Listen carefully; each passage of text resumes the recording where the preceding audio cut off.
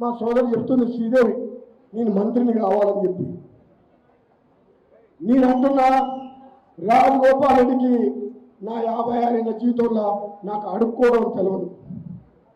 నాకేదైనా కావాలంటే లాక్కుంటా, అడుక్కోను. నాకు కావాల్సింది అది ఎవరిస్తారంటే ప్రజల ఆశీస్సులు. భువనగిరి ప్రజలు, పార్లమెంట్ నియోజకవర్గ ప్రజలు రేపు రాబోయే పార్లమెంట్ ఎన్నికల్లో అవతలకి మైండ్ బ్లాంక్ అయ్యే తీర్పు వస్తే అవసరమైతే అధిష్టానం తిరిగి వచ్చి మంత్రి పదవి ఇస్తుంది. నేను అడుగుతున్నా, నేను ఏ పదవి వెనకాల లేను. మీ అందరి ఆశీస్సులతోటి, మీ అభిమానంతో, అధిష్టానం మీరు ఇచ్చిన తీర్పుతోటి వాళ్ళిష్ట తీసుకుంటా. అది కూడా నా కోసం కాదు, మీకోసం.